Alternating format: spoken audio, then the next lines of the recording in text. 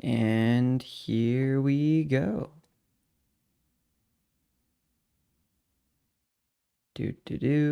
And we are live. And we are live.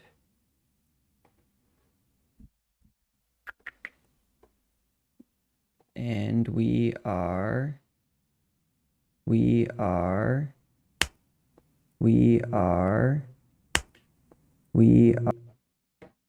pretty good. Pop out chat.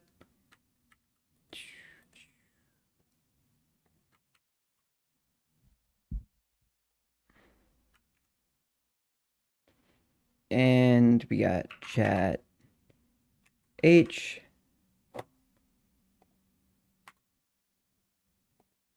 Chat, chat. Why is this not working anymore?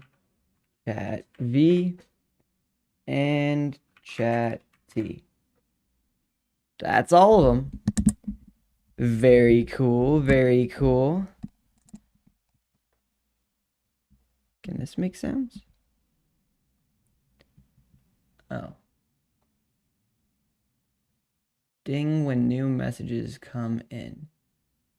It says yes, but it doesn't. It is what it is. Wait, where's the done button?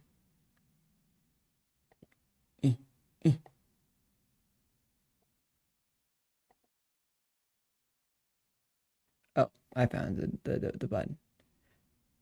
Hey, well, you guys might have noticed. Oh, I should probably announce that I'm live. Ba at stream pings live. And our OBS setup looking nicer than usual. And then what's a good emote for that? Like a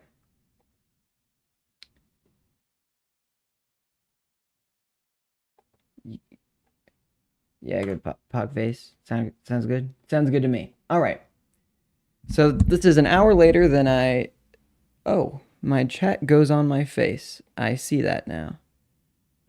Chat can go. Oh, and the fade on chat wasn't working. Oh, okay. I can fix that one real quick. Let's see. Chat. Filters. Image mask blend. Okay. I guess this is the first thing we do on stream today.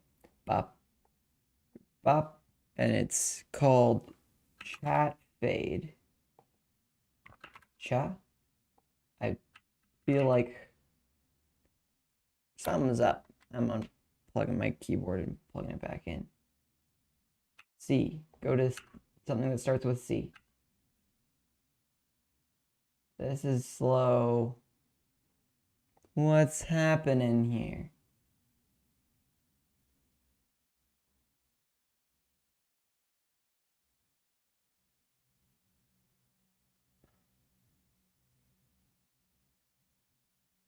I don't see a chat fade. Do I see it here? I do. This. Okay. We can find that. It's just in my resources, chat fade 20. And now our chat. Oh, hey, Shadow Dev, you're already here.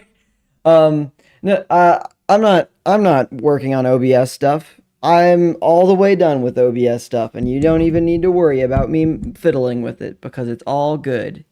And I think I did actually finish with it, so it's all good. Let's see.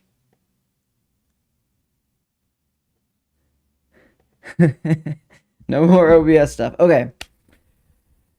Orders of business. Let's open Notepad.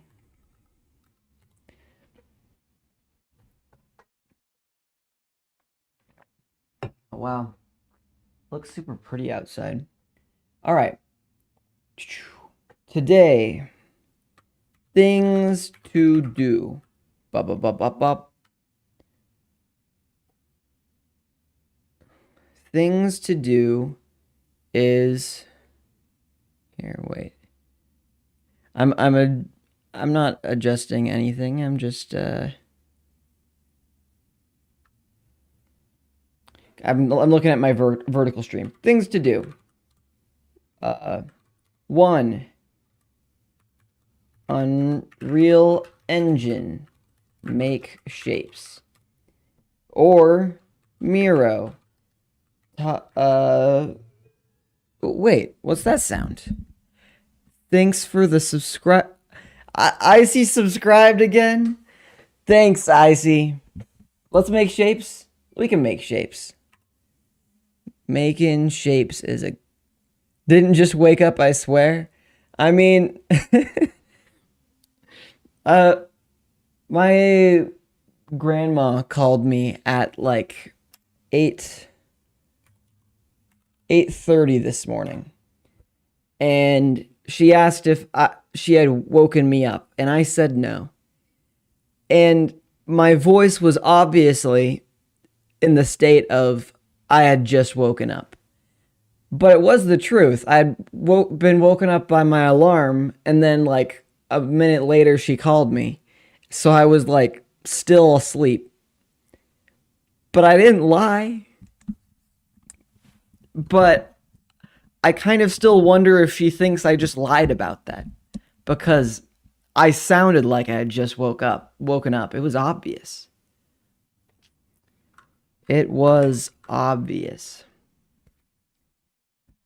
So, all right. What, did I just get another follow? Hey, wait, Shadow Dev here. Is that still just you? Wait a minute. Oh, does that mean you just followed on Twitch? Ah, now you're in 2 places at once. Let's see. Why wasn't that on top? Content. Featured chat. That should be up. Oh, vertical sources. Okay. That's why that's not on top. Okay. There. I'm just making sure everything looks good. Hey, do you like my new background? Do you like how colory and cool it is? I did some working on that yesterday, I think. All right. Let's go back into shape making. Oh. Did I literally just open up the wrong... Okay. Epic Launcher. But it's okay. While it's booting up there, I do need to... library launch. So here's what making shapes means. Actually, we're gonna open Paint because I'm realizing Paint is a great way to. I'm learning from Pirate Software that it is a good thing. Okay. Cool. I have a brush and biggest size. Here we are. So,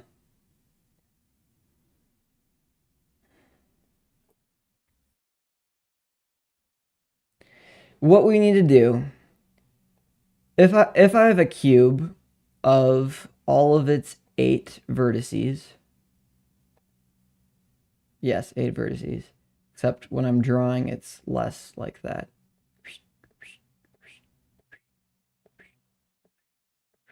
Here's our cube. Oh my gosh, that's really bad. Trying to draw with my mouse is not beautiful. Okay. That visualization is worse than just having the dot. Okay. Shape making. So, I can make a ramp out of this like this, right? This is a valid shape in our... There we go. That kind of roughly illustrates what I'm trying to do. Oh, why isn't the activity feed showing up? That's fine, whatever. So this is a ramp. I'll remind you that my goal for this is how can I make spherical Minecraft and still make it work grid-wise and nicely. And there are a couple of ways you can do that. One is by making it out of like hexagons and pentagons and then making it build outward. But as you get further out, it gets bigger and bigger. And as you get further in, it gets smaller and smaller. And if I want to make like Mario Galaxy planets where I can jump from one to the other and it's like fun and stuff, it's going to need to be a better grid system than that. And therefore, my current thought process was if I make it out of a bunch of ramps, then maybe I can just maybe they can place things on top of those blocks. And like a ramp grid would be just like a rectangular grid. And then there's a point of origin on each of those faces that they can place their builds onto.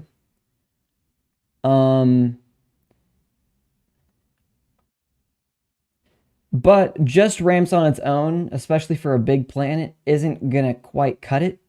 So what I was probably gonna do was have a cube with 26 vertices. I mean, kind of more than that, because you end up with ones in the middle of each face.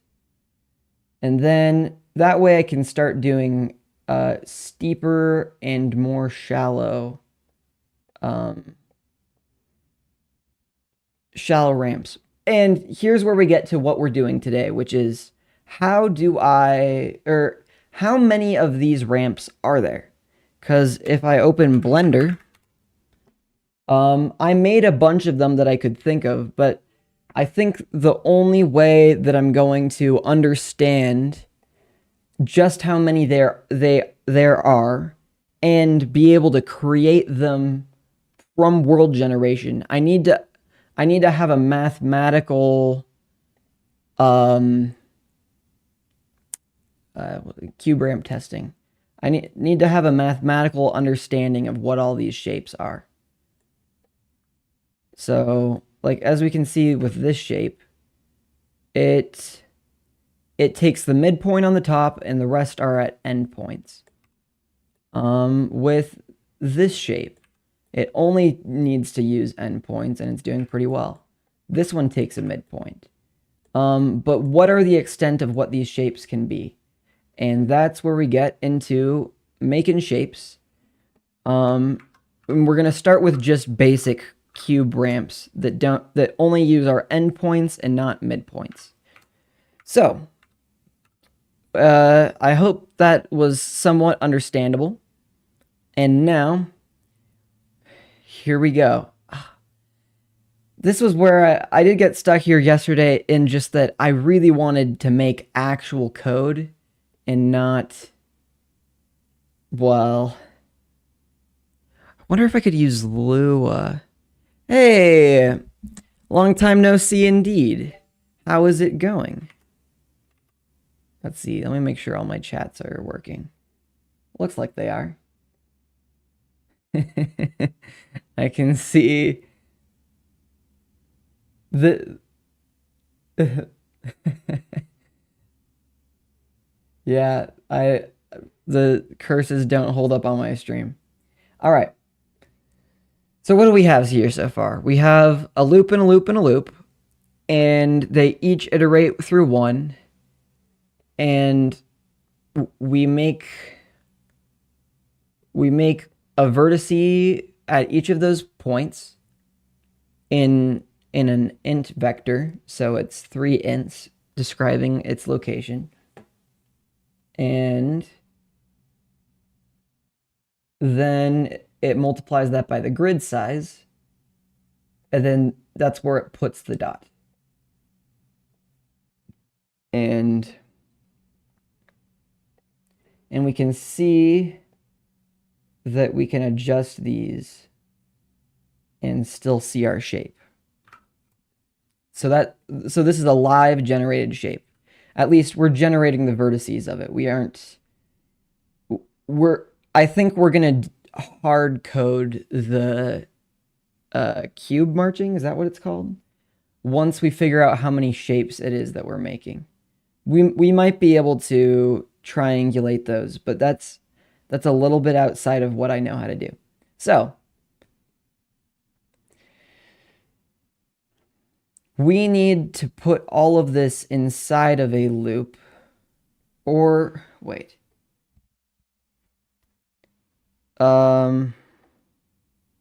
Oops. How did Blender end up over here?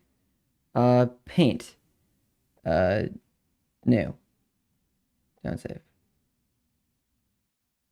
I shouldn't. Okay. So I paint it black, and then I make it like this. Okay. So how are we going to iterate through this?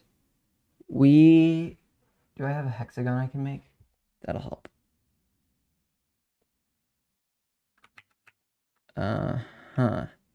Paint is very limited, as it turns out. Okay. We're going to pretend these are cubes because they kind of are. Okay. Now, so if all of these points are valid, if every single one of the points in this cube is valid, what's the key to this consistency? I never finish a project which I start. I don't know. Ask me that in some months if I actually finish this thing. But I am still working on the same thing. I don't know. The key to consistency.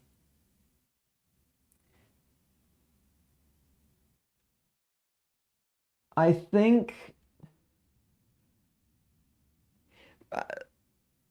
I'm not going to pretend that I know everything about this, but I think the things that have helped me so far are that I'm not trying to make shadows mad now.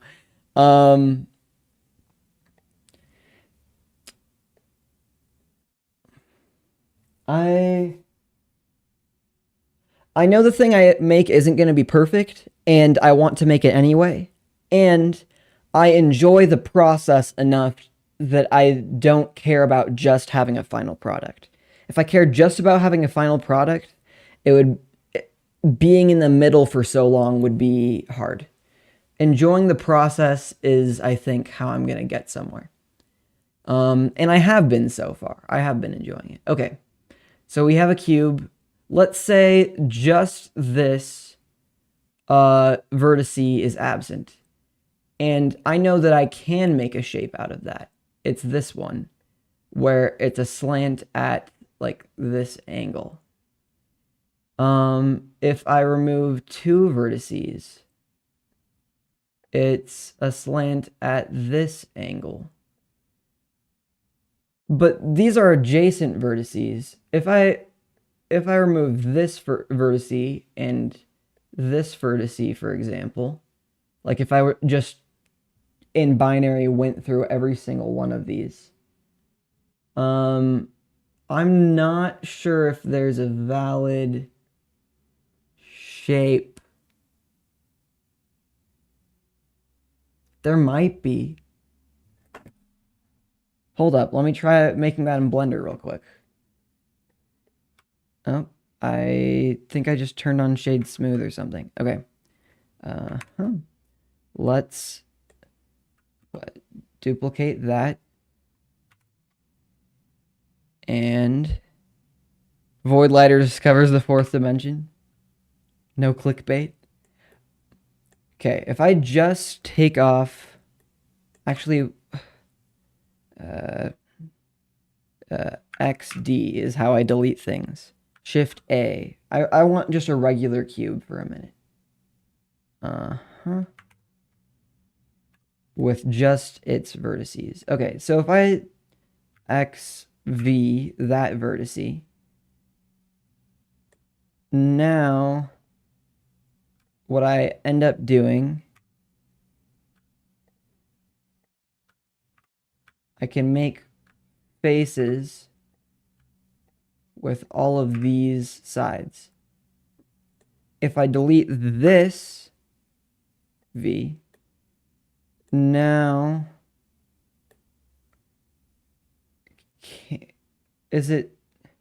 I do the same thing?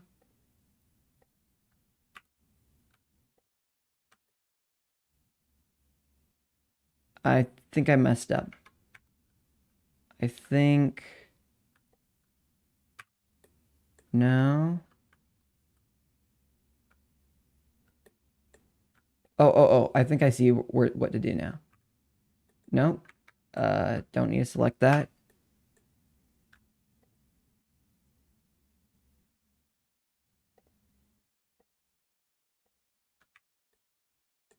Okay, maybe I was right when I made this bottom triangle.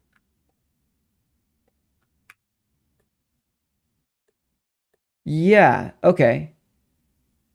So this is a valid shape. But here's the question is, how am I going to know this for every single shape that I go through? What made this valid? Oh, it's time to be real. I am still using that, and my friends can know that I'm live. Also, most of the time Be Real goes off, I'm still asleep, so I need to take the ones that I can. Except Be Real glitches out for me like every time. Be Real. Okay, it's gonna work this time. Chat, say hi. Smile for the camera.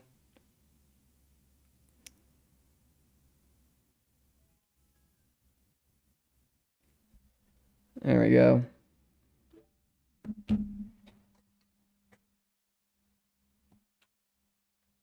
Streaming, making shapes. There we go. Okay, so this this is a valid shape. It's just this one, but with two wedges. So maybe. Well, wait. Yeah, of course they're all valid because this is what marching cubes looks like. Marching cubes.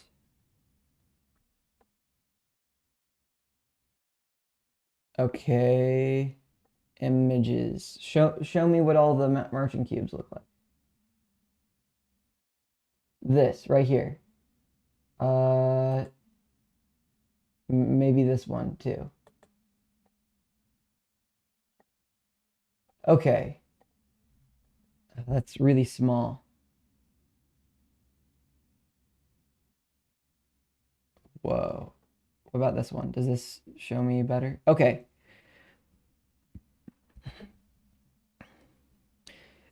If you're unfamiliar with the idea of marching cubes, which I wouldn't blame you if you are, I think it was Sebastian.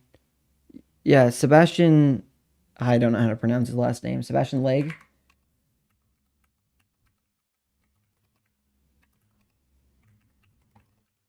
He has a really good video about it. I think the marching cubes that I want to do. Whoa, that was mesmerizing. Okay, this guy's using marching squares. It's if you want to generate a world out of voxels, more or less, you can take a sphere. Oh, this is going to be a bad explanation. It'll work well enough, though. Imagine taking. No, not a sphere. Imagine taking a plane, and then you add a noise function above it at every voxel.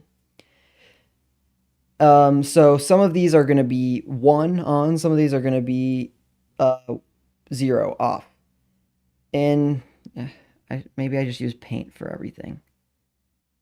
Well, and when they're on, it'll march through all of them.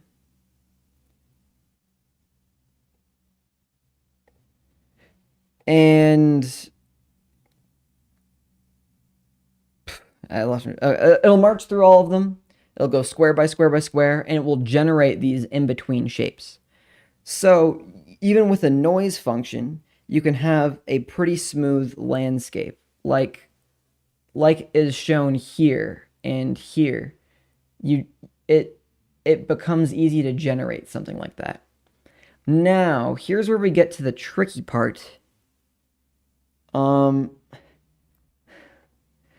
Okay, so if we're deciding every single one of these is valid,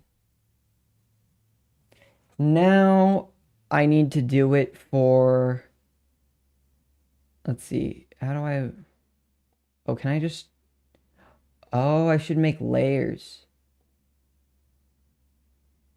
Can I, I'll hide this layer. I'll paint bucket in black, and then I'll draw on this layer. And, oh, there we go.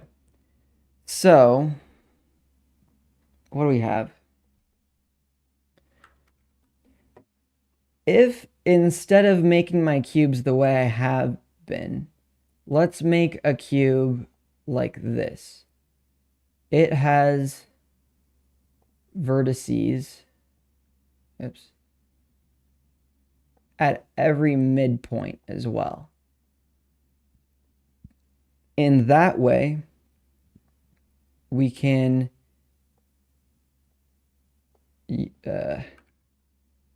make a ramp that's more shallow.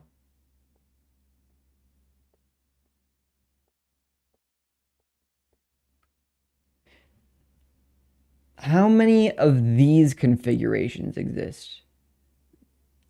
That's what I've made a lot of in Blender. I have,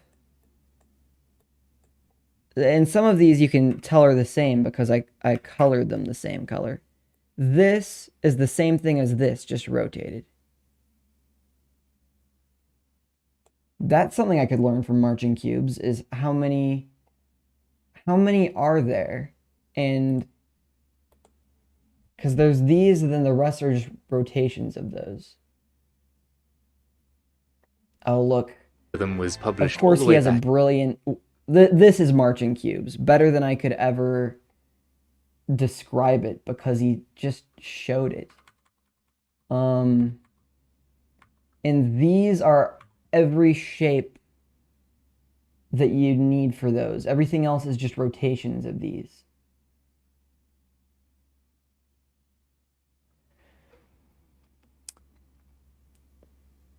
I don't know how you narrow it down to that.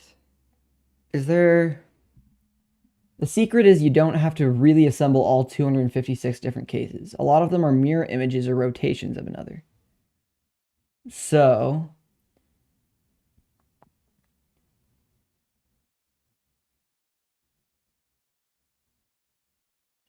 Oh, okay, here's another trick. Okay. This is the same as this. It's just a flipped normal. That makes a lot of sense.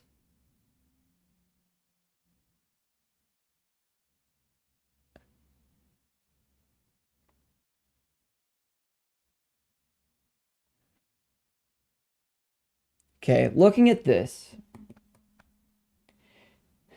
I do have to come back to how important is it that I have this?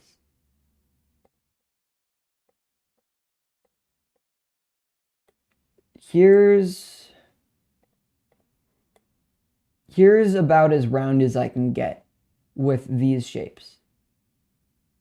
It is not terrible. If you lived on any side of this sphere, if you extend it out, it would be livable. You could build a base there. You could build a base there. Probably well enough.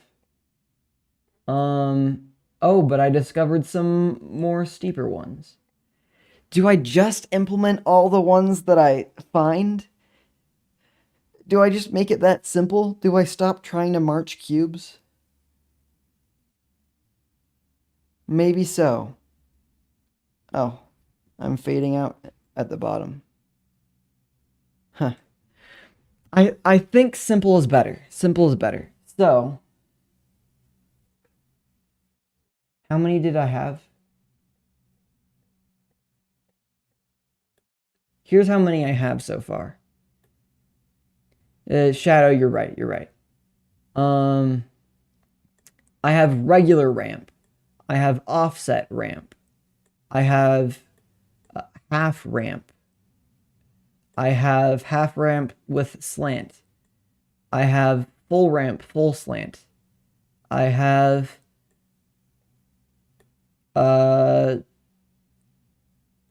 what do I even call this? It's ascending. Wait, and it's different from this, which I could tell by doing this.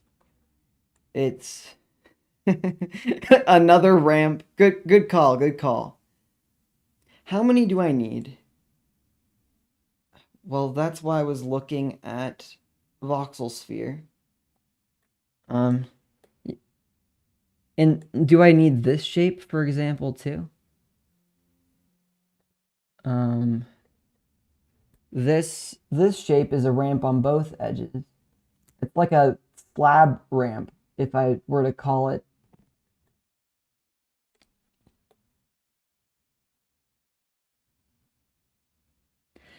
At the bare minimum, I think I need all of these. Because otherwise I can't line up edges. Like, let's see. This is... You know what? I think I can get away if I can just categorize everything that I have here. I think I'm in pretty good shape. So let's look back at these guys. So, I feel like I want to have a pen in my hand and write these down as I look at them. I can do the same thing with Notepad and this on half the screen. Okay. What are our shapes? We have, I'm going to call this, because it's going north. North doesn't matter. What I need is, they each have two directions, right? They have a direction and a steepness.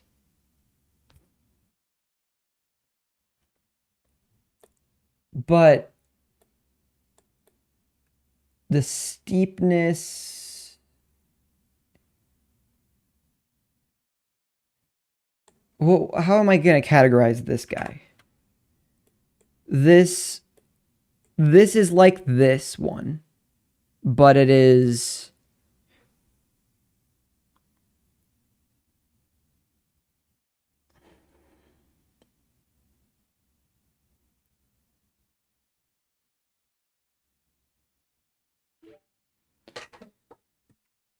Okay, I'm just going to sit back and think for a second. I want to build my system such that I can generate caves at some point. I don't want to try and do every single thing up front, but I do want my upfront build to I'd love to hear your question. I do want my upfront build to allow for expansion. That is something I'm trying to do. Let's see. I'm going to center this, and I'm going to shrink this.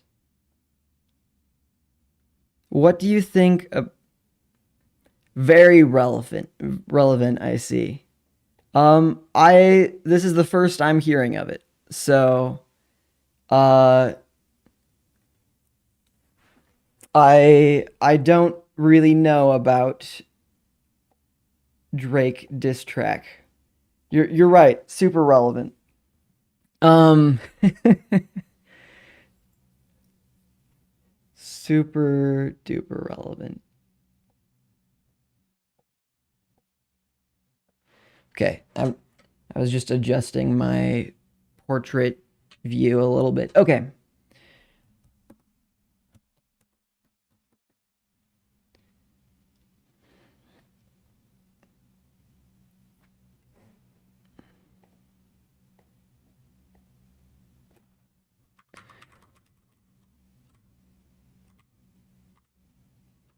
There, that looks better. Okay. I just need to. I don't think I should derail to figure out because I haven't heard the Drake diss track, so I probably should just stick with what I'm on, which is this. I gotta stop being afraid of making mistakes. Let's just categorize them one way, and then I'll figure out how to. Okay, this is. Oh, let's start with cube. There we go. We're at a great start. And then slab. And then we have V slab. Because we aren't Minecraft, we can do that if we want to. And yeah, that's a good place to start. Those are our cube has a steepness of 1. And that's all that really matters to it. Or in a height of 1. Our slab has a deepness of 1 and a height of 0.5. Should I just call it 2?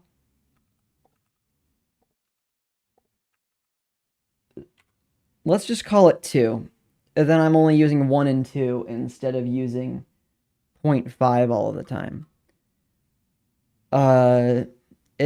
Steepness of, well, actually, technically its steepness is 0. And its height. Okay, our vertical slab, its steepness is infinity. How do I write infinity? U. Its steepness is up.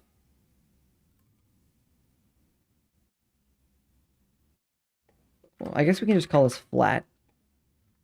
But 0 is good enough. I'm overthinking again. We're good. We're good. Okay. Now we get to...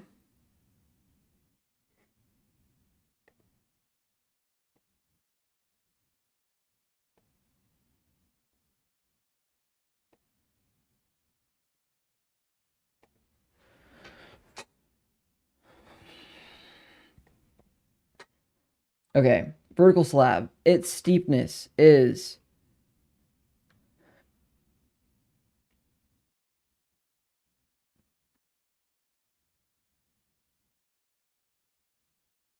N.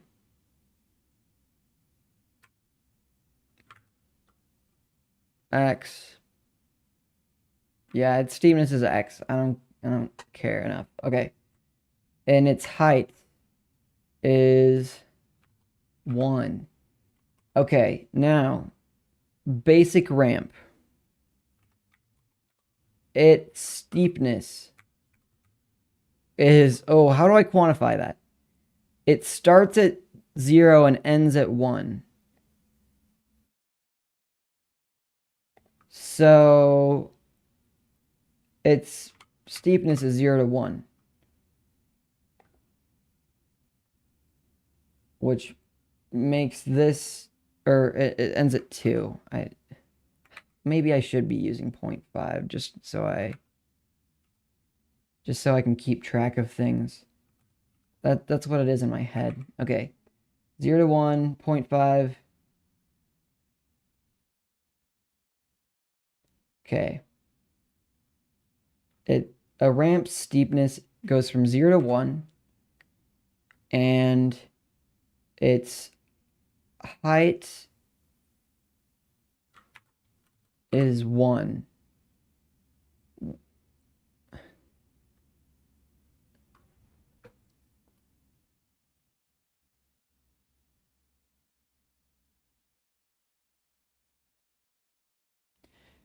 Okay, I think I'm getting closer to something. Actually, Shadow, you're right. That does make more sense. Okay, if I were to distinguish between the off ramp low is its steepness.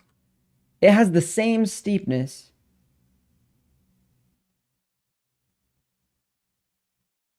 Shoot, how am I going to fully describe this? If it were extended, its steepness would go from 0 to 1. But its height is 0.5. And then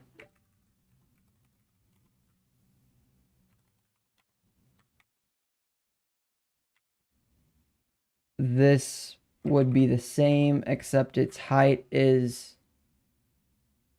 Oh, here we are. We're running into issues. This isn't enough to categorize these, because how am I to say that this...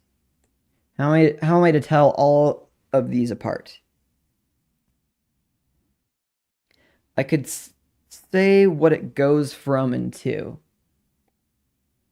I'll have problems with that too, but I could try it. So our first one goes from 0 to 0.5. And our second one goes from 0.5 to 1. And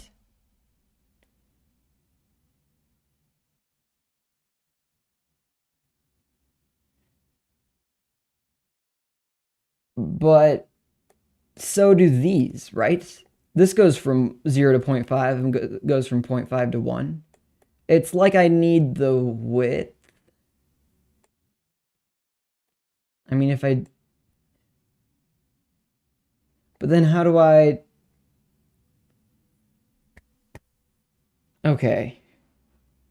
I think I'm going to keep the steepness value as what it would be if it were extended. So that way I can tell these apart from these. Oh, I just thought of something. These might not even be valid. These might not end up in the game. Perhaps. Did I need to use those when I made my ramp thing?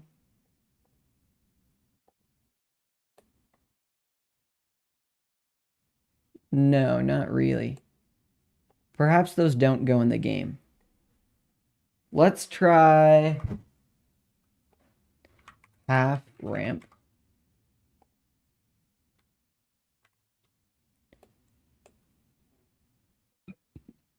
I mean, yeah, I can define this by its vertices, but what's simpler than that? I mean, I'm giving all these names. This is a half ramp, which... But then how am I going to talk about the slanty ramps? And how am I going to quantify their amount of slant?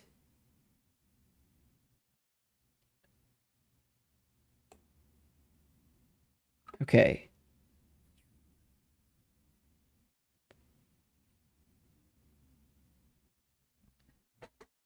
I got it. Okay. So we're going to go with, instead of slant, we're going to talk about angle here. And angle for ramp is 45 degrees. I'm not going to overthink that. No, I'm not using radians. This angle is 45. Our half ramp is angle Oh wait, and that way I can give these guys actual answers. Cube 0, 0, 90. There. Oh, thanks for the cheer. Uh, use renderware. It's the best game engine. Trust me, bro. Okay. What's renderware?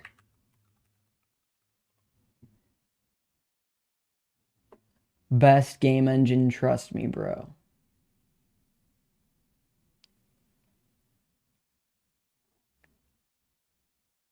I.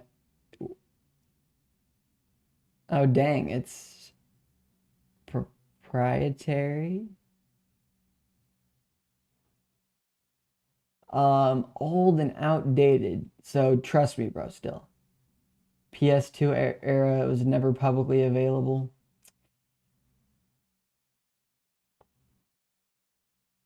Someone bought a license to it in December 2000.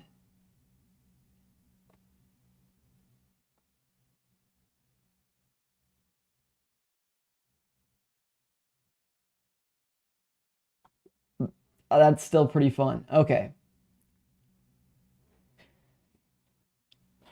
So slab 0.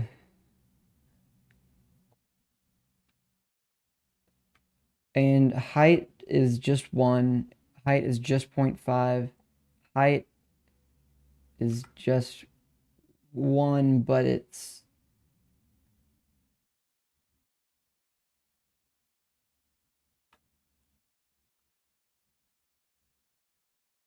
width goes from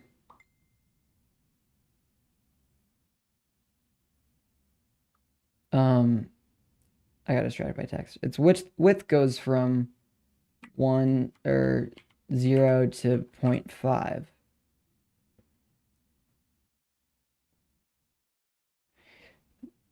Do I need to describe all of these as ranges? Ramp. Height 1. Width at 1. Well, actually no, because it would just be flipped. And I know how these are going to line up. So width 1. A height, a width, and an angle, is that going to be enough? Width 1. Cube, angle 0. Height 1, width 1. Slab, angle 0. Height 0.5, width 1. Vertical slab. Angle 90. I mean, this one doesn't really even need an angle. This one's still just 0. GTA Vice City engine.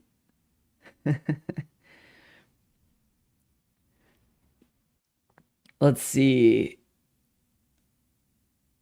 You meant to say GTA Vice City engine. Okay, let's see. GTA Vice City engine.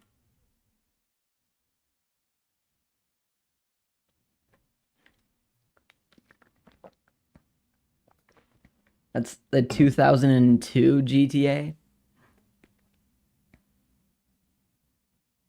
And they're making a remake in Unreal Engine 5. Or at least somebody is. I don't know if it's...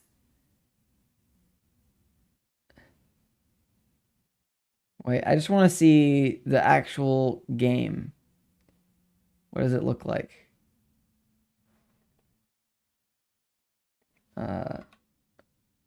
Minus Unreal.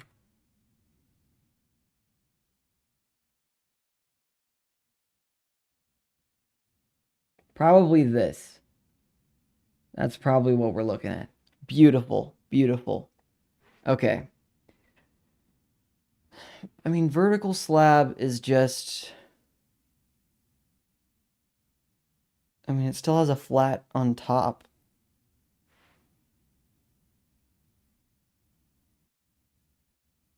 Made with renderware? Oh, interesting.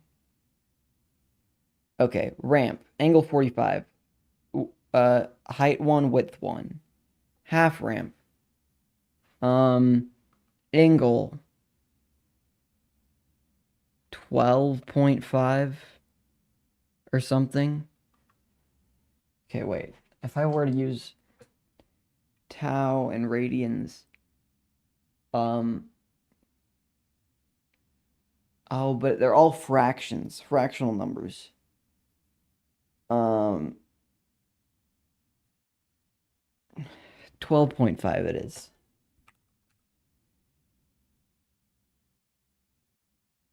Oh, but soon I'm gonna need an angle describing both directions. But at the same time, like, the angle isn't gonna be exact. Well, is it not just a cross section of, or like, if I took this triangle here and this triangle here? Eventually I'll be using C++, yeah.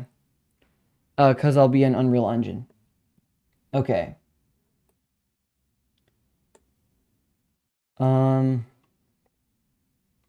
So half ramp, height 0.5, width 1, half ramp top is gonna be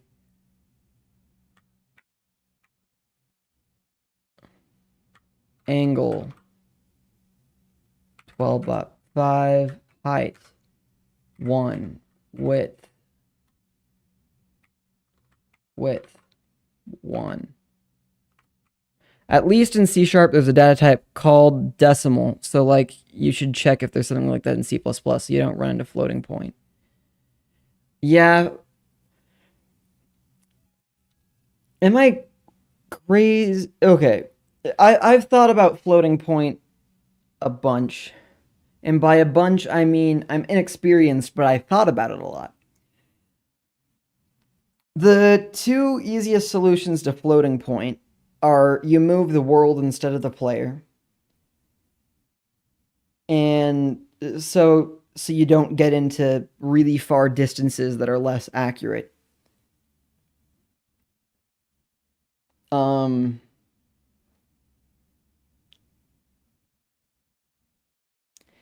And well, actually, that's what was another solution I was gonna say? That's basically the one you use. I don't know how that works in multiplayer games, but I feel like that's what I'd want to try to do. That would make gravity stuff tricky and weird. That won't work if it's gonna be multiplayer. I'll tackle that problem eventually, but a lot of the world's save data is going to be more integer based because it's voxel based. So we aren't placing things at halfway points really. Let's see. What other I mean, the other thing is I might not run into floating point errors if my worlds aren't so big. Like I can have if it's gonna be like Mario Galaxy planets, that means the world isn't infinite. You'll go to another planet, and then that planet will have its own origin point that will, and multiplayer can phase out between those two areas as it loads a new level or something. Probably something like that. I wonder how No Man's Sky does it, because that one doesn't have any loading screens, really. I mean, you can hide loading screens. Well,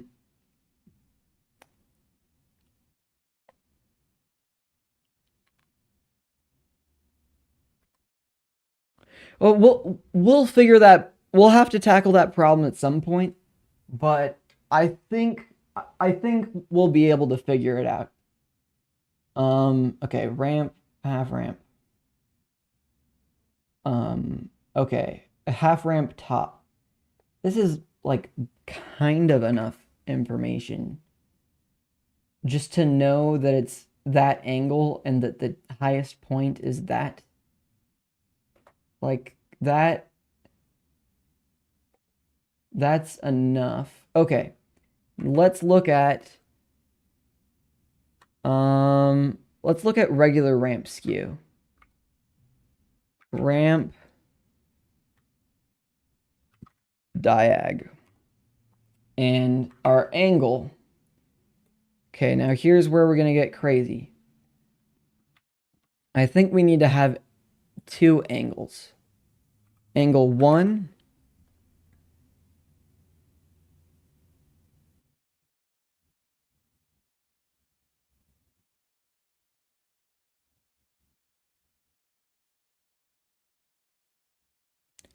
yeah. I do plan on using integers a lot. They're just a simpler data type, but you can't only use integers in a 3D. You can't really. Yeah. Okay. So this has a 45-degree angle. Let me just double check, by the way. 45 divided by 2, 22.5. I thought I was off. There we go.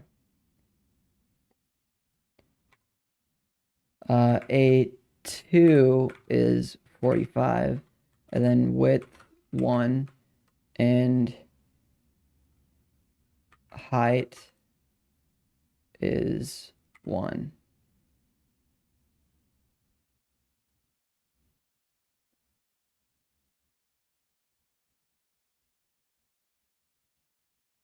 There's an equivalent to the decimal data type in C#. Here, I want to look at what you mean by the decimal data type.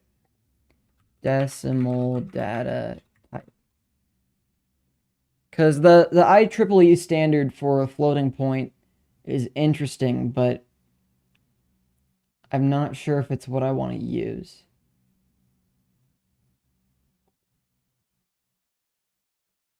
Some programming languages or compilers have built-in decimal data types representing non-repeating decimal fractions like 0.3 and negative 1.17 without rounding to do arithmetic to them. The decimal type of Python. Rationale. Fractional numbers are supported on most programming languages as floating point numbers or fixed point numbers. However, such representations typically restrict the denominator to a power of 2. Most decimal fractions, or most fractions in general, cannot be easily represented as a fraction with a denominator that is a power of 2. For example, the simple fraction 0.3, 3/10, might be represented as an inexact fraction. This inexactness causes many problems that are familiar to experienced programmers. For example, the expression 0.1 times 7 might counterintuitively evaluate to false in some systems due to the exactness of the representation of decimals. Although all decimal fractions are fractions, it is thus possible to use a rational data type. Let's see, how does it... IEEE 754 specifies 3 floating point decimal types.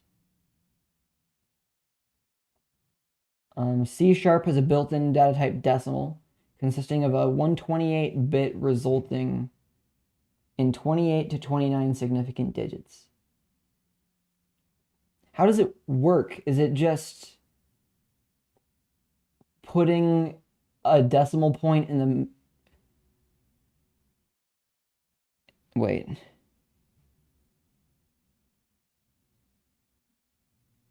Putting the decimal point in the middle and having an integer on each side of the bits. 128 is a lot of bits. I mean...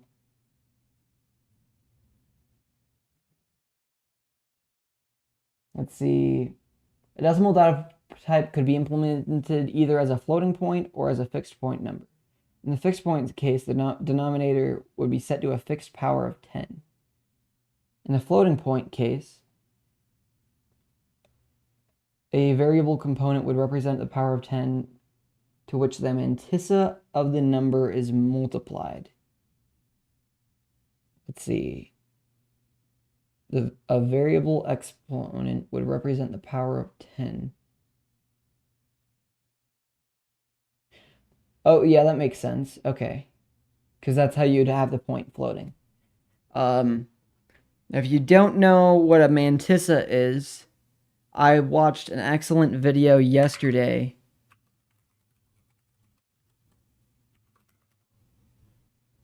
from Jan. This guy. Jan Misali or something like that. This video was very interesting, and I'm glad that I watched it. Am I subscribed to this guy? This guy's great. Yeah, I am subscribed. He has a lot of good math videos. Like, what was the one that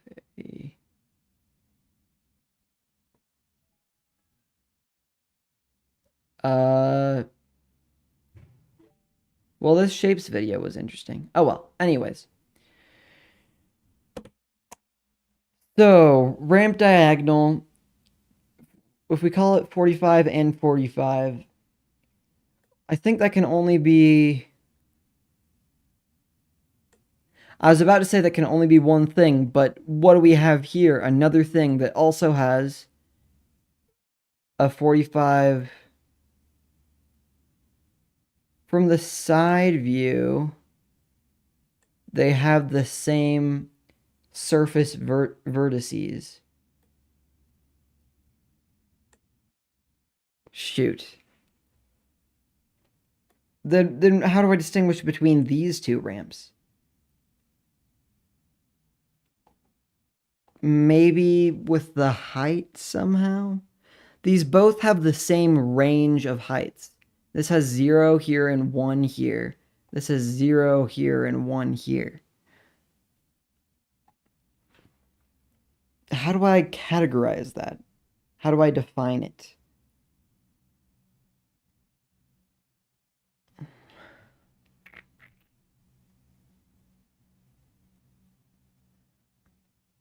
The Kendrick Lamar diss track on Drake.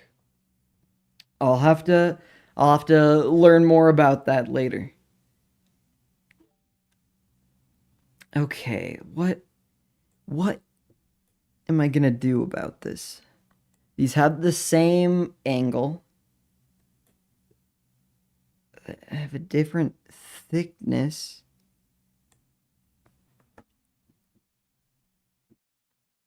Okay, this is the part where I step back and ask why I'm trying to categorize these. If I can just name them.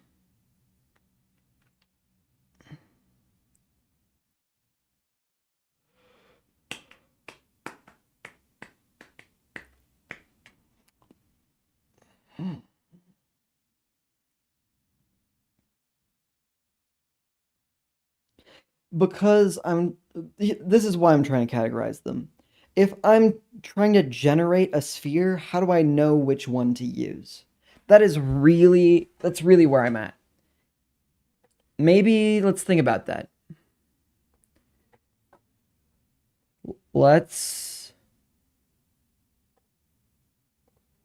I'm trying to make a sphere, right?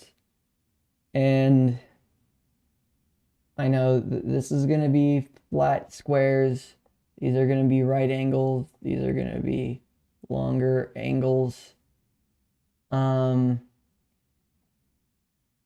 then I'm going to have like my triangly doos here. And the other triangly doos.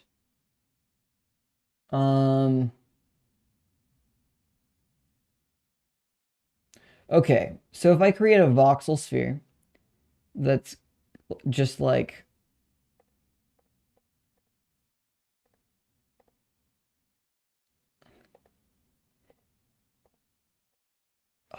It's like I need my own marching cubes algorithm. But my marching cubes algorithm would need to be a wider cube. Like, it would need to be this big so that it knows when to make a slant like that.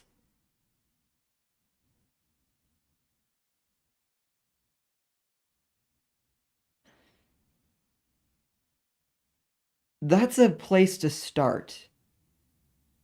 But for regular marching cubes, there's already 256 things that they can turn out to be with different rotations and things, right?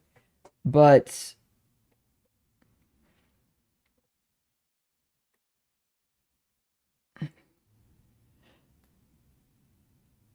I would need to assign all, because let's see.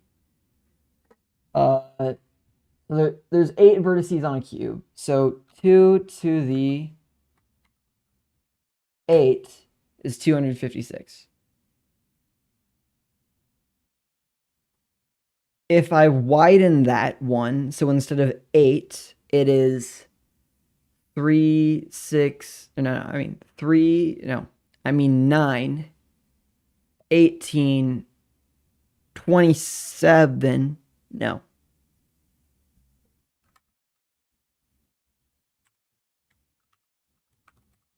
It is 27.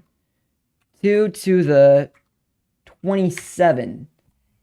Be huge, huge number. There's no way I can hard code each and every case of those. What I need to do is some sort of a tree or a branch, or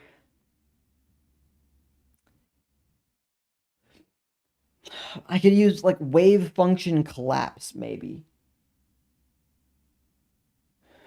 Wave function collapse. Here. I'm gonna adjust the lighting here.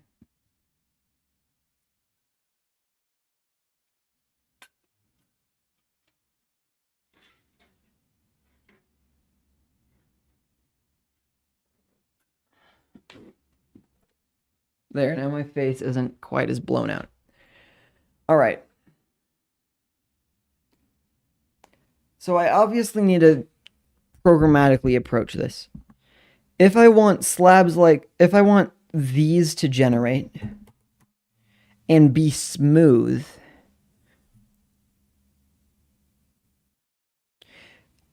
okay, so let's say I generate a whole sphere like this.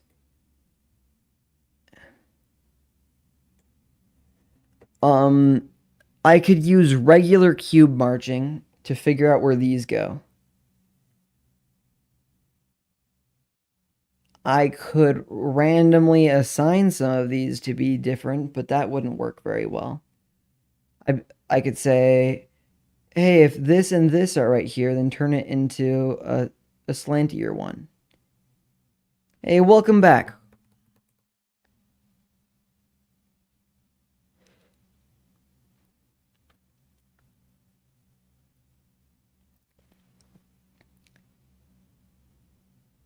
Okay.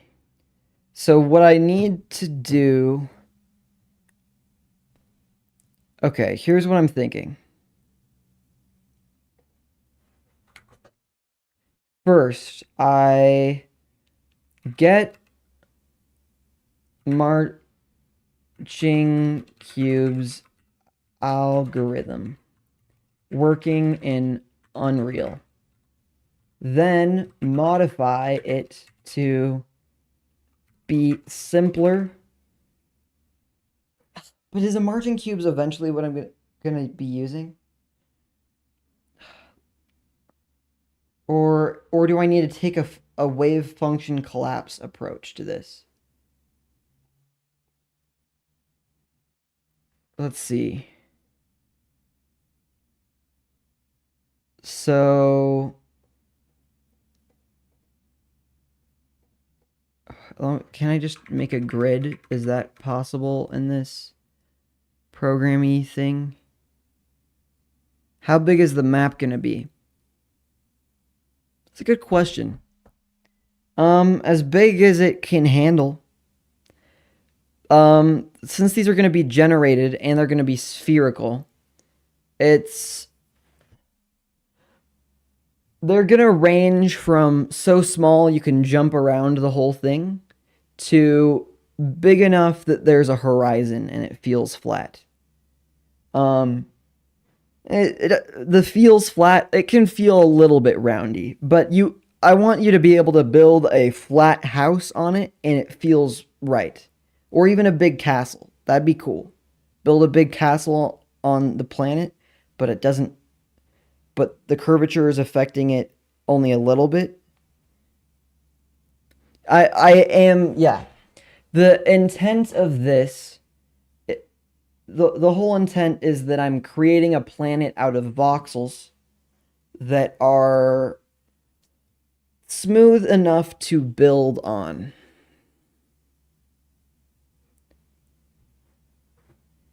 Yeah, there are some things that No Man's Sky did that I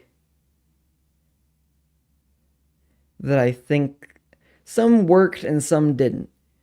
I want this to be more Minecraft than if I want to take No Man's Sky and bring it more in the direction of Minecraft. Um, Not in terms of survival, but in terms of just flexibility and creativity. Um, let's say Minecraft creative mode, but then the gameplay loop is still gonna offer challenge, just uh not because you need to collect diamonds or whatever. At least that's the idea so far. Okay, looking at this, the biggest problem is this right here.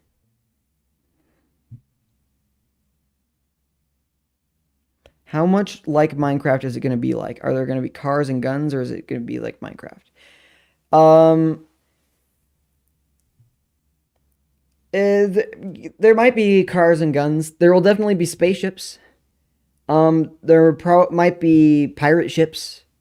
Um, my idea is that I'm gonna add things slowly over time, make it really modular and able to add more into it. Um, like I think speeder bikes from Star Wars are really cool. I think it'd be really fun to zoom around your planet on that. Um, that is, yeah, that's what I'm. Okay, okay. So say you're a person standing on this part of the planet. Yeah, I'm sure that it will. I'm sure that it will. Say I'm a person standing on this part of the planet. I break into the ground and it's at an angle. Because this isn't Minecraft and because digging isn't an important part of the game to get resources, you aren't just, it's not going to matter so much that you can't dig straight down. But you're going to want to be able to build a home at this angle. So actually what it's going to be,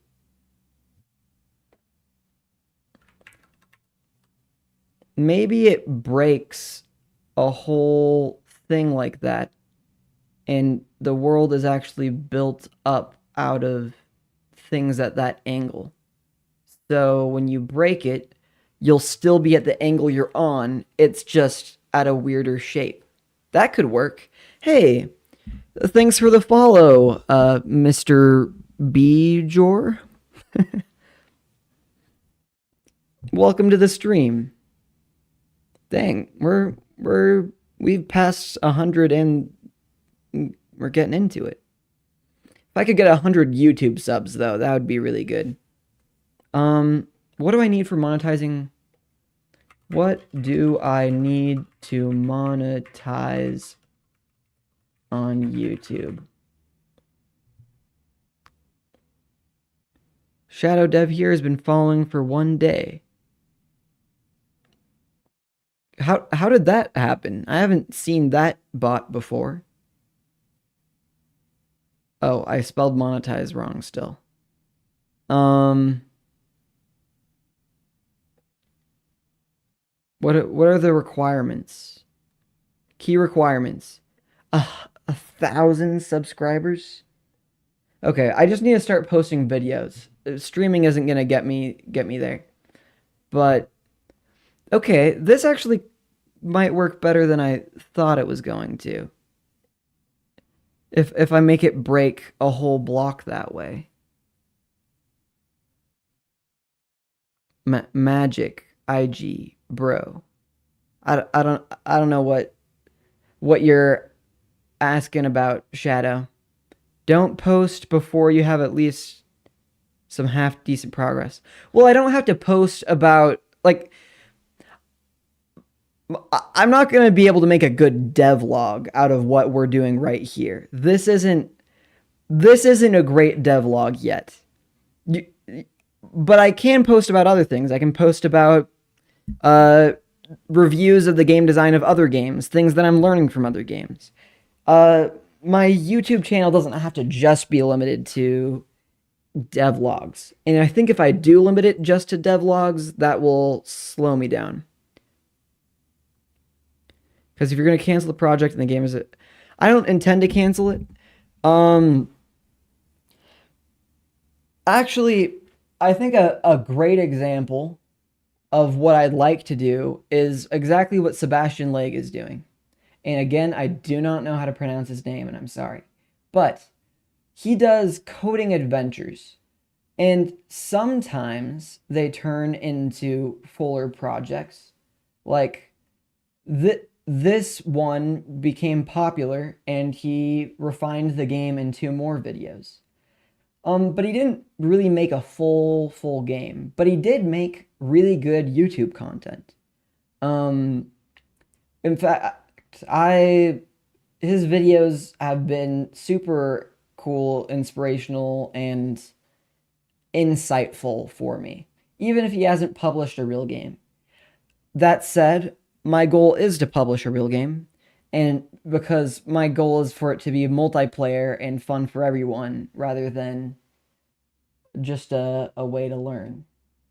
Oh, that was a 2 blue, 1 brown little pie face. That's fun. Okay, so I do intend to start editing and posting videos. Like I did a whole playthrough of Breath of the Tears of the Kingdom, and Outer Wilds is probably the one that I want to edit first. So I'll have to get on that. Wait a minute.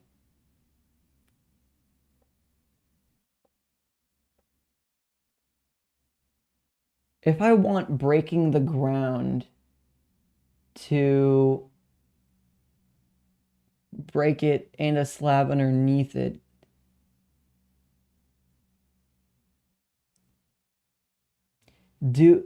is this a block? Is 2 slabs a block? And is it different from just a cube? Or am I going to programmatically, when they break something on an angle? Probably when they break something on an angle. Well,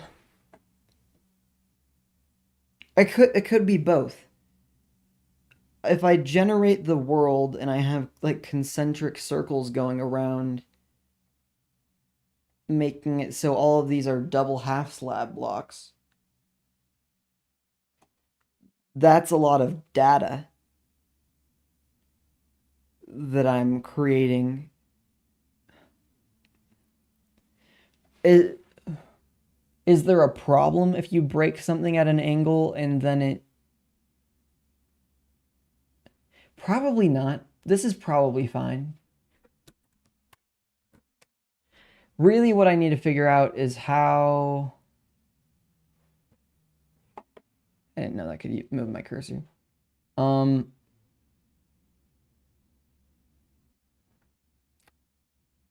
am I going to get these gradual slopes? How am I going to generate that? keyword probably. Oh yeah, when I say I'm probably gonna finish it. Well, I can make something, whether or not this project that I'm working on right now turns into a complete product to go onto Steam doesn't necessarily affect whether or not I can make cool, entertaining, educational videos from it. That isn't exactly what I want to do more than just that with it though. So we'll see. I'll feel it out. I'm sure I can figure out the. Oh wait, my head's behind this. I actually want that to be on top. Now that I'm green screened, there we go. Whoop.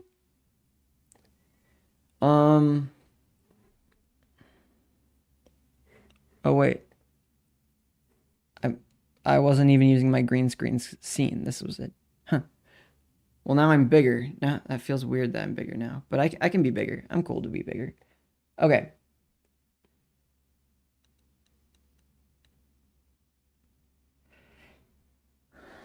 If I want slants like that, it really would take a marching cubes of size of 2 wide instead of that.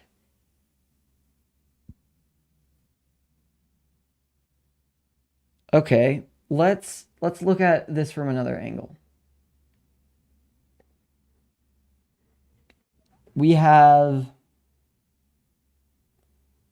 okay.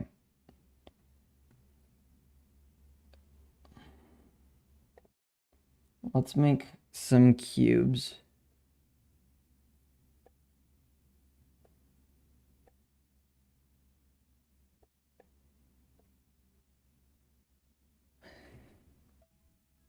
Just started buffering for no reason. I'm not seeing any lag on my end.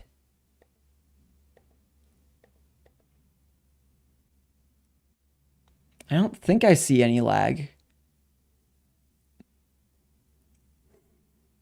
I can check my YouTube health.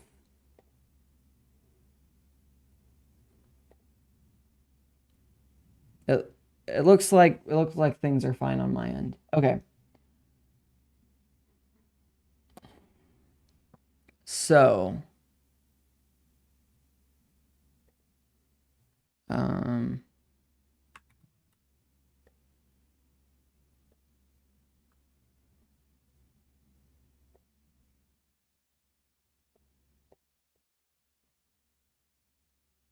if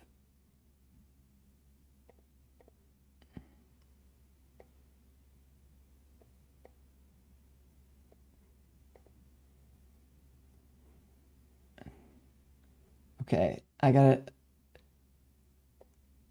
These are in 2 separate 2x2 cubes at this point. We have this cube,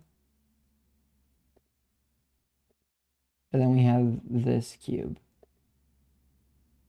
So if I'm going through all these vertices, Omer, if that's how you say your name, please correct me if I'm saying it wrong. Shadow's problems is Wi-Fi. The thing that we're working on, though, is I want to create a planet full of slanty voxels, basically. But the slant is gonna be, hold up.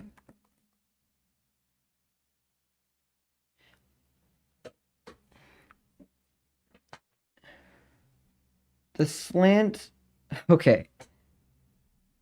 Let me show you in Blender. I want to create a planet that isn't this blocky. I want it more round like this. And I'm trying to think of how I would generate a planet like this such that these slants are working. Because these slants are using more... They're basically breaking the cube into to 8 little subcubes instead of the classic thing. So, because if I were just generating these kinds of ramps, I could just use a regular marching cubes algorithm, simplify it down, and then it would just be cubes and ramps and these ramps. Okay, here's a thought. Marching cubes, the way it works is it takes a noise function. Let's see. It takes a noise function and then turns it into, oh, I don't think it's possible to voxelize a sphere, which it sounds like you're trying to do, then smooth it with marching cubes.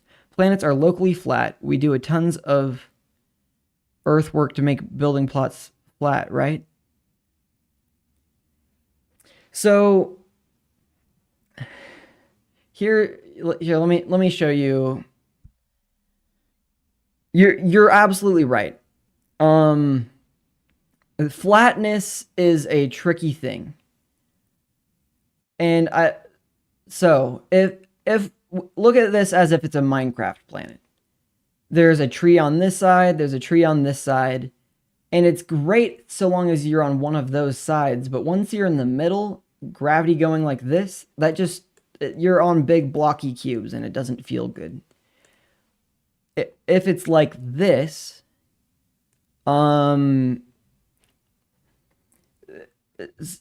this is what I was thinking of doing, where if it is flat, if you're on a flat angle, you can place a built object on top of that thing and it will snap to it, like it will snap to the center of it. That way, you can build flat things on the side of a planet and it still works. The issue with that is, well, there isn't an issue. I just wanted to upscale this and make it so I have ramps that have half the angle, that aren't full angled ramps. So, yes, I basically am trying to voxelize a sphere. You could just take a sphere and do marching cubes on it. But I think what I might end up doing...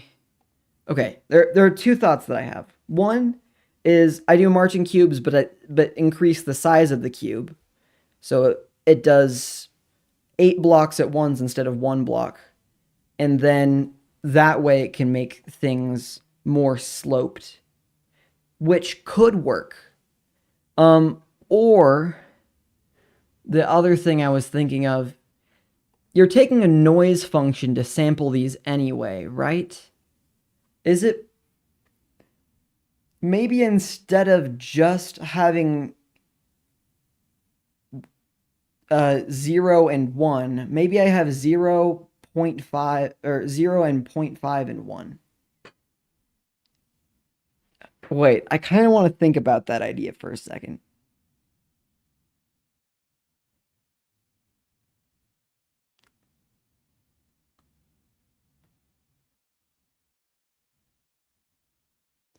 That's kind of the same thing as increasing the resolution. It's kind of the same.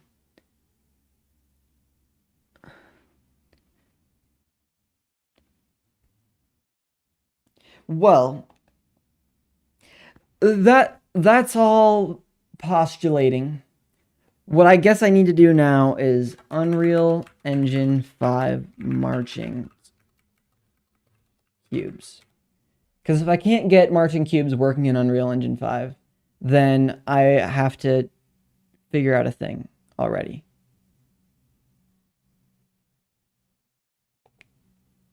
C++ and UE5. This looks like marching chunks.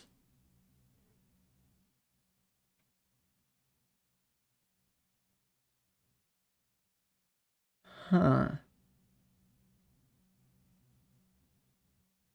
Wait.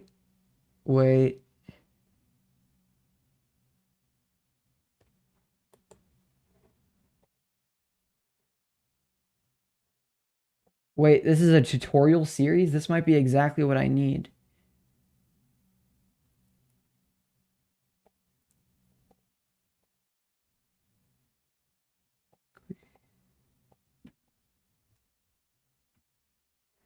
What? Let's see.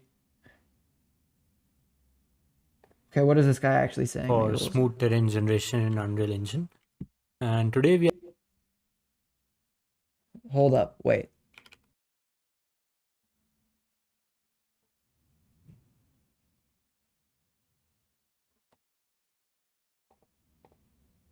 I thought I got these working yesterday, but now I won't worry about it. are going to do just that. So we'll be implementing the marching cubes algorithm today. So down in the description, I'll have a link to Sebastian Lang's video as he explains the actual algorithm in a much better way using some visual aids. Though it's for Unity, but the algorithm stays same. So I recommend you go watch his video first. So yeah, let's get started. So a quick note, I did some refactoring in the project, which will make it easier to implement these new generation algorithms. So both of our current chunk classes and also the new one that we are going to create today are going to have some common code. So rather than copy pasting it everywhere, I created this chunk base class and all of these chunk classes will extend this. So this class is responsible for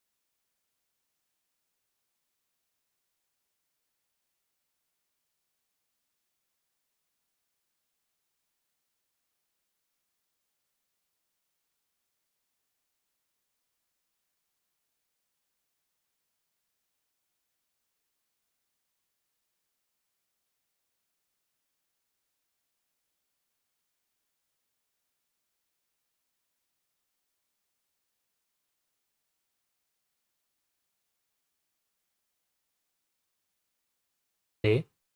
Hopefully it runs properly. Yeah.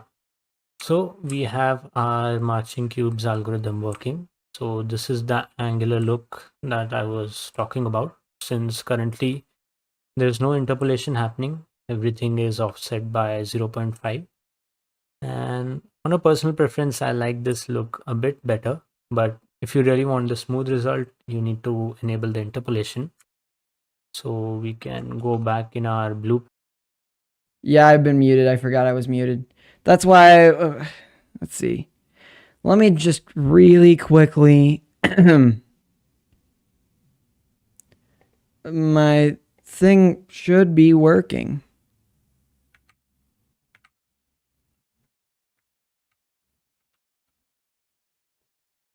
Maybe I need to open up Voicemeeter.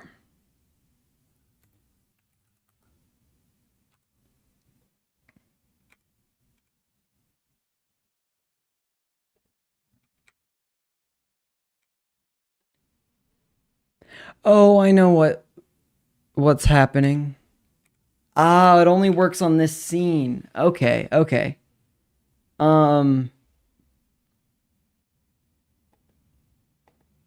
Wait, I got it.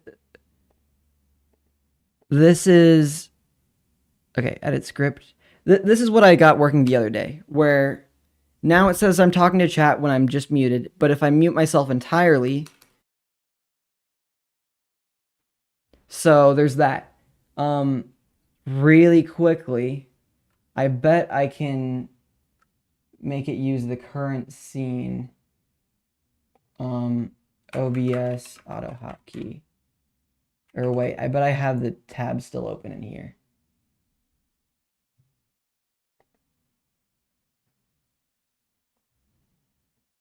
Yeah, this is it. This is it.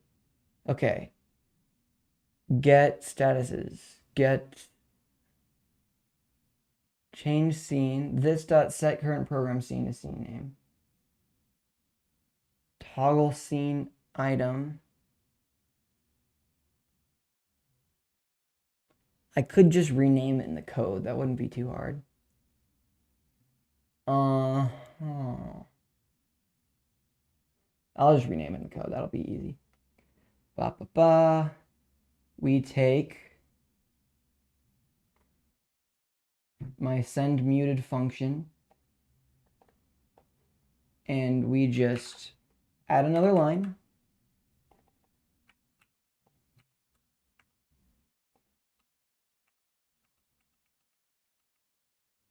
I'm really confused what's happening here.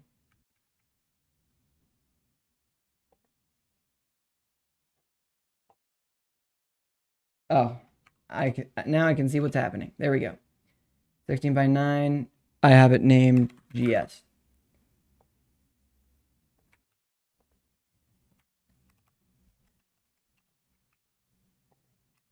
Yes. Save and reload.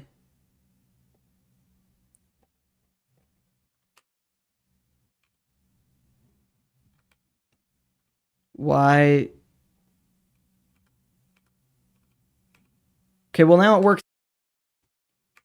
It's good enough. It's good enough. I'll leave it like that. Okay.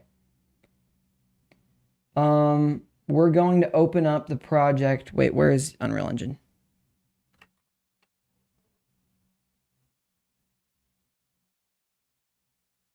Browse.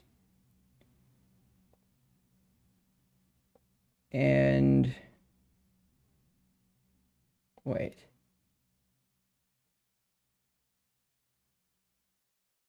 Vault, Dev, Unreal 5, this one, that guy, open. Open a copy. Because it was made with a different version of Unreal Engine. Yeah, sorry. Now you can tell when I'm muted, because I fixed that. It's all good. Okay.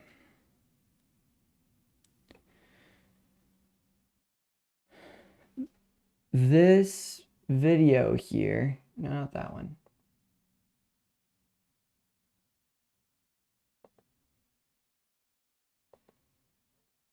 Wait, where'd the video go that I was just looking at? Oh, this is it. Oh, okay. I get it now. The icon changed when I messed with the volume. So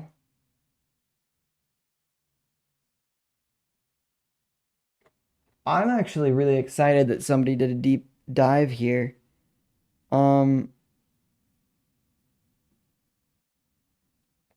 Let's look at this guy.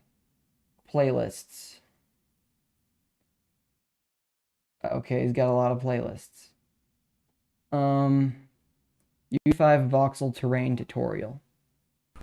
Hello, welcome to Codeblaze. So it's been a I could follow a whole tutorial series. Okay, I'd love to hear this from you guys. Oh, compile failed. That's not what I like to see.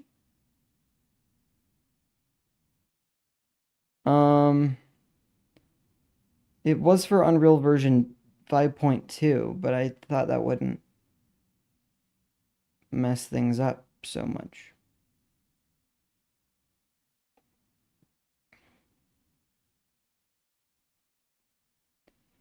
Okay, I was gonna ask you. Yeah, there are tons of playlists. Following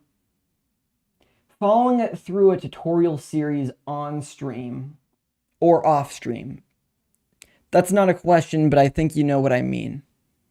Here, I actually want my head on top of chat. There. Now I cover chat when I move up. But also scoot chat a smidge upward.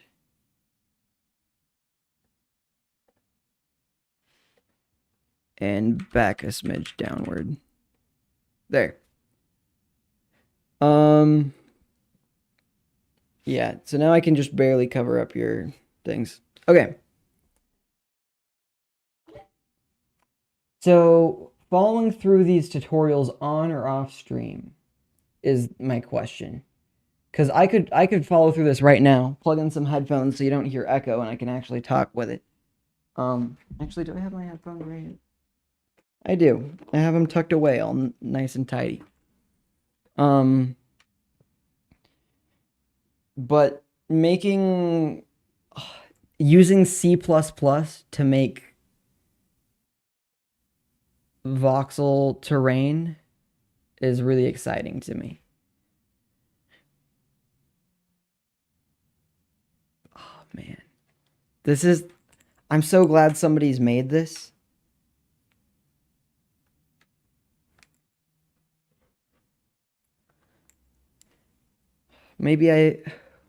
Actually, okay. We've gone through a lot today. And I probably need to do some other work of mine.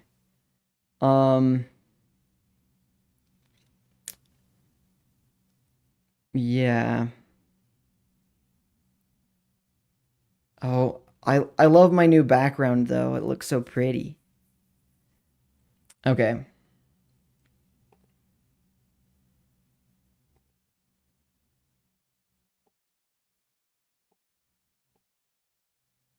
Wait a second.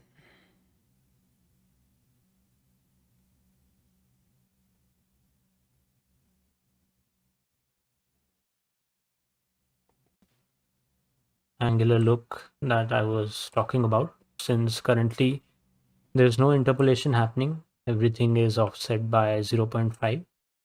And on a personal preference, I like this look a bit better. But if you really want the smooth result, you need to enable the interpolation. So we can go back in our blueprint. How does the interpolation work? Open the marching chunk. And we just need to enable this interpolation and save this blueprint. Now if we press play, we will be getting the smooth chunks.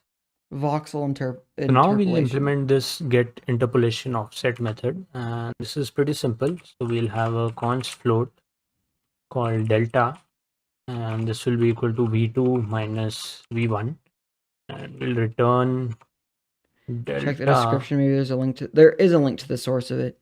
if delta is equal to 0.0f, in that case, we'll return the surface value, which is the surface level. Else, we'll return surface level minus v1 upon What is this delta. math doing? So that's basically how interpolation works. And with this, we'll be getting offset value, which will be more close to the stronger voxel value. So that way you'll be getting a smoother terrain. Okay, I think I get what he's saying. Unless I just jumped to conclusions. But I think what he's saying is that if one of these pixel or voxels has a stronger value, it will influence and bring the the thing closer to it.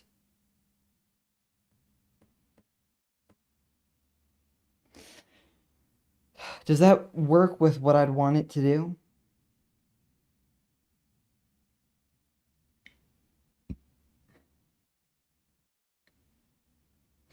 I think this is what I would do. I think I would make... No, I think this is a path forward. I do the marching cubes algorithm.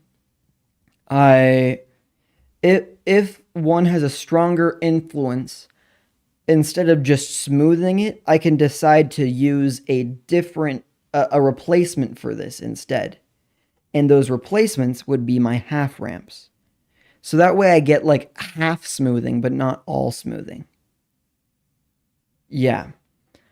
I am going to test that next stream. Well, okay. Shadow Dev, before you leave and before we end stream, my question for you is it interesting for me to follow through a tutorial series on stream? Hello, welcome to... Because sometimes I need to do more learning off stream so that on stream stuff is more active creation stuff. This will probably be pretty slow. Okay, I get... Not really, I guess. I don't know which part you're responding to there. You might need to do a full sentence for me to understand.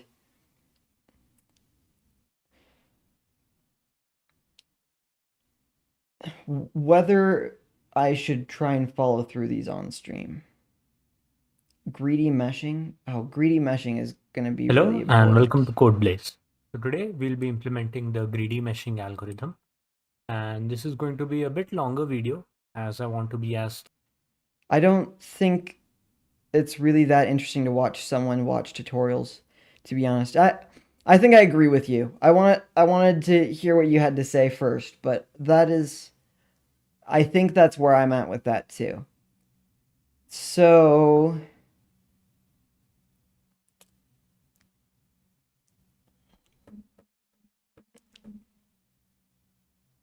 I mean, I could stream it anyway.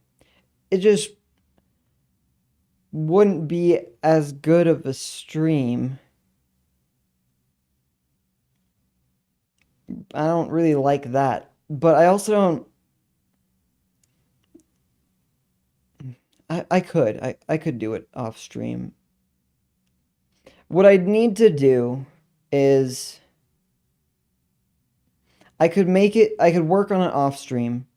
I could make sure I have all of the Git like versions of it. Hey Orca, how's it going? Sorry to burst your bubble, but I'm probably about to end stream. Okay, I think I would need to follow through this off stream. And then once I have something interesting, that's when I can... maybe I'd show like progress updates on stream, because progress updates are more interesting, and I can show off what I've been working on. Yeah, I think that's what I'll do. Before I end stream though, let's see. voidlighter.com/calendar. What do we have here? So this was today's stream. Thursday. I might switch up my schedule a little bit. The Saturday time works pretty well. I could probably do an afternoon one. Like a Wednesday afternoon, maybe?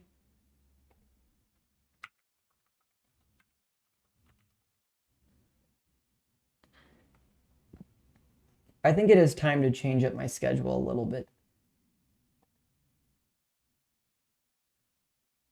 No, week. Wait, didn't I just plan something for Wednesday? Let me double check on that real quick, because I don't want to make promises I can't keep. Okay, yeah, Wednesday, not this week. Let's go Thursday this week. What? But if I did Wednesday afternoon, though, Wednesday at like 3?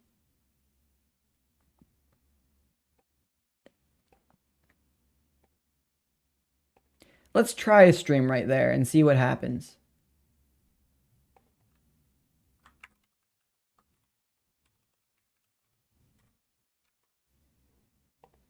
Maybe.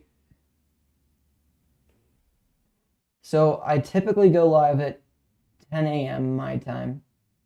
You should do a code review. I'm not sure how valuable that. My coding is amateur. My code reading is slow, but I'll be working on that. And I have some coding projects for classes I also have to do. So I do need to get working on those. I also need to find a job to make money, because otherwise I won't be around for rating other people's code. I could try it. I don't know how good I'd be at it, is all I'm saying. Okay. Kind of funny. If you say so, I can try it.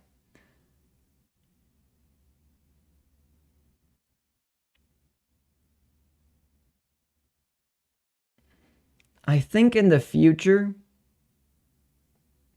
let's go to next week. I don't really like Monday mornings for streams. Maybe, I don't know. This is a fine enough schedule for now, and it is the schedule that I previously decided on. I think adding one more stream to the mix would be good. Let's try it. I'll try an afternoon stream this Wednesday.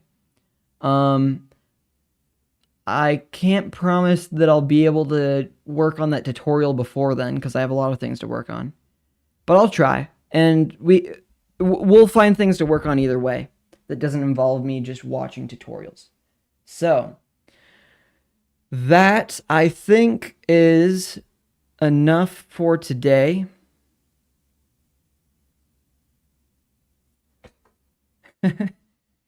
You like this schedule? You know what? I'm glad. I'm glad it works for you. Whatever I do want it to be something regular, something that you can count on, so you always know that I'm going to be live at a certain time. Because otherwise it's not as valuable, you know? Oh, my camera does not look as good up close, but it's whatever. I'm gonna get a haircut soon, and then you guys can all not have to look at this. I'm just going a little Einstein is all. That's never a bad thing. Anyways, thank you all for tuning into the stream. Remember, when I say farewell, heroes, I'm talking about you guys. So, farewell, heroes, and I'll see you next time. It's been a great stream. Take care.